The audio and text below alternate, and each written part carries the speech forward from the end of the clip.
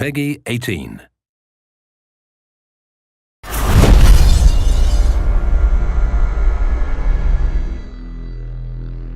Dishonored, for me, first of all, represents adding a new fictional place on the map of important non-existing cities.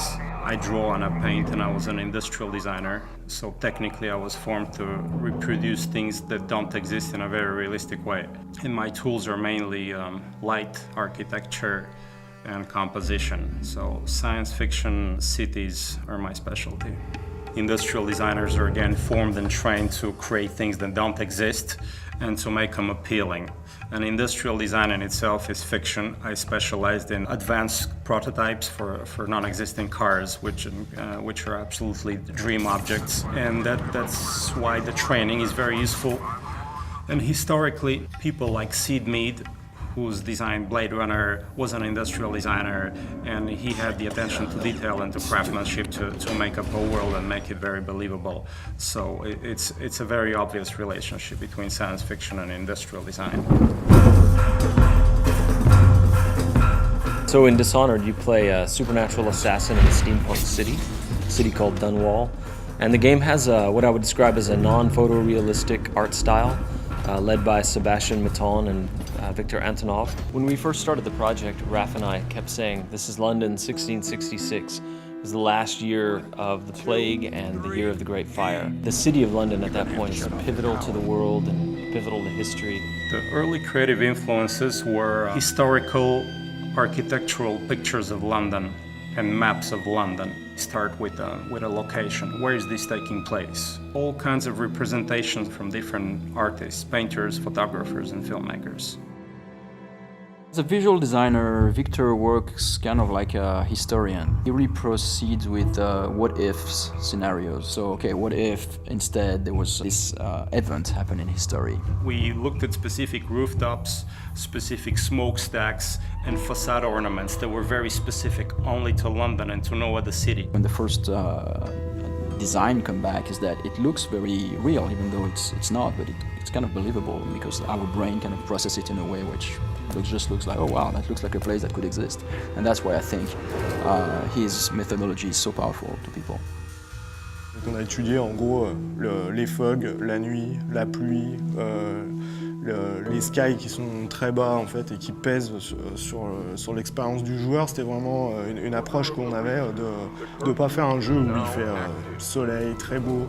C'est comment infiltrer la lumière, donc c'est tout ce qu'on a étudié en allant à Londres. Et ensuite pour le retranscrire dans le jeu, il a fallu faire un petit peu de développement technique pour essayer de modifier la façon dont réagit la lumière avec les éléments du jeu vidéo, c'est-à-dire dans le brouillard, si on peut faire des haze et faire bloomer nos lights. C'est un bon setup pour un jeu vidéo. Et c'est une ville qui comporte une rivière, donc c'était très important pour nous, pour les missions qu'on fait dans notre jeu. En fait, on n'a pas l'approche classique du jeu vidéo. On a vraiment voulu revenir à des bases classiques d'art pur, c'est-à-dire les références qu'on a. Elles n'ont rien à voir avec... on ne fait pas de recherche sur Google, on ne cherche pas à faire de choses génériques, on veut vraiment créer quelque chose d'unique.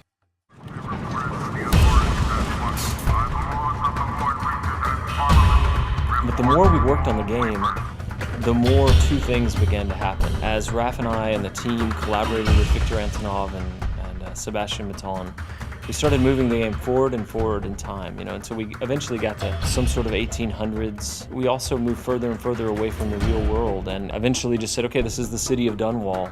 We were somewhere in this time period where there's a lot of technology, but there's a lot of mechanical technology going on. So we based everything on suspension, steam, and basic fuel.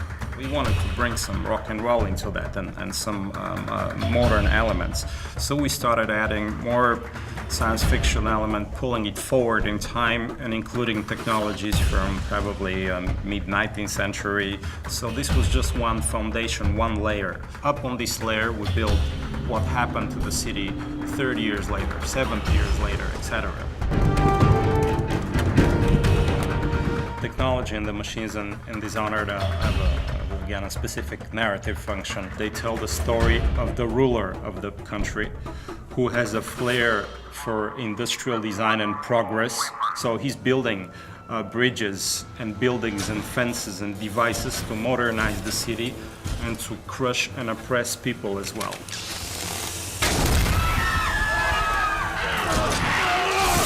The whaling trade takes off, and there's a brilliant inventor called Sokolov, who's for us a little bit Rasputin, a little bit Da Vinci, a little bit John Dee, and he invents some devices and takes advantage of the volatile whale oil, and then the oppressive government begins to use those devices against the people as a sort of security layer. The whale oil industry in Dishonored is manifested and represented through visual elements and design elements like ships and boats. And all that suggests that the world is bigger than the city, and you have an ocean, and you have foreign different lands, and maybe colonies. So you have these mysterious ships bringing these strange animals because they're not regular whales, they're Dunwall whales. So you see them through harbors and rivers and through the coast, and the whale ships expand the scope of the city. The characters and the character design in Dishonored are no different than the architectural design on the design of the light. We wanted to get into the identity of these characters. We looked into British morphology. How are the eyes set? How's the nose? How's the skin? Play with the grotesque and with the beautiful, and we stylize this into a variety of very real faces that have a backstory and a meaning to them. On a travaillé avec des gens un peu à travers toute l'Europe et qui étaient vraiment des spécialistes en fait de l'anatomie pour essayer de ne pas perdre l'intention qu'on avait mis dans les visuels au départ. Et on a pris des gens qui étaient spécialisés par exemple dans les silhouettes et dans les vêtements, dans la découpe des plis, la façon dont on travaille un jean ou un pantalon. On ne voulait pas justement que ça ressemble à des personnages de jeux vidéo avec des jambes en tube et quelques polygones pour donner de l'effet ou juste des shaders. C'est-à-dire qu'on vraiment travaille la silhouette, c'est-à-dire que nos personnages, on a une approche de loin parce que c'est un jeu de combat, donc on détecte les personnages de loin. Et on a besoin aussi d'avoir un fort caractère quand ils sont très près. Ce qui rend vraiment les personnages de Dishonored uniques, c'est le fait qu'on a voulu les typer dès le début. En fait, on est parti dans cette stylisation. Et par exemple, au niveau des proportions, si je repense au City Guard, en fait, qui est un combattant, on n'a pas hésité à lui grossir les mains, à réduire sa boîte crânienne, pour vraiment qu'il ait le physique qui reflète ce qu'il fait dans le jeu. Et à l'opposé, on a par exemple les aristocrates qui sont beaucoup plus élancés, avec des fronts plus hauts, qui sont assez hautains, en fait, qui ont des visages vraiment durs. Ensuite, la deuxième approche, en fait, c'est de les passer en modélisation, en 3D pour le jeu. Et le but, c'est de ne pas perdre l'essence qu'on a dans la peinture, parce que c'était carrément de la peinture qu'on avait, c'était pas juste des croquis. Et garder ça en 3D. Donc là, la contrainte, c'était plutôt technique, c'est comment garder quelque chose un peu de vivant et pas de tout générique, tout lisse. En fait, ce travail de stylisation qu'on a réalisé sur nos personnages, on a aussi voulu l'appliquer sur nos animaux. Ce pas des animaux qu'on a l'habitude de voir, ils sont vraiment particuliers. Et là, j'ai en tête l'exemple du Wolfhound, où justement, on a pris un chien, mais on l'a mélangé aussi avec un peu de crocodile, un peu de girafe, pour le rendre vraiment unique et qui a un côté fantastique dans notre univers. On a fait une silhouette très forte, il se déplace vraiment d'une manière très particulière. C'est pas un chien qu'on pourrait croiser dans la rue tous les jours. For Dishonored, we worked with Blind Light, which is a great company out in LA, who not only helped us find some really great actors to fill all the roles, but also we worked with a few key people that we picked out that you would call like celebrity talent. You know, the game is mostly an action game, but it's also got some role-playing game-based elements. For some of the characters, we had a list of people we wanted to go after. Brad Dourif plays our character Piero, who's a craftsman, artificer, natural philosopher. Damn Sokolov! He will haunt me to my grave. Chloe Grace Moretz was good enough to lend her voice to a character named Emily, who's quite important.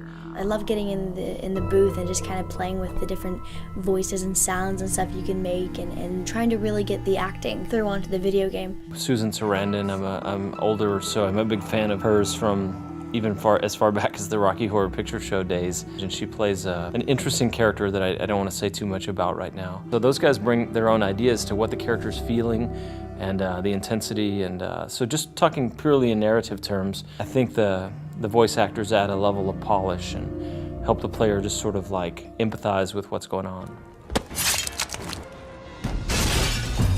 I want the Dishonored world to leave a souvenir and a memory in the player as if they had really been to this place and it moved them. And I hope it would stay in fiction as one of the places that will give people goosebumps and shivers.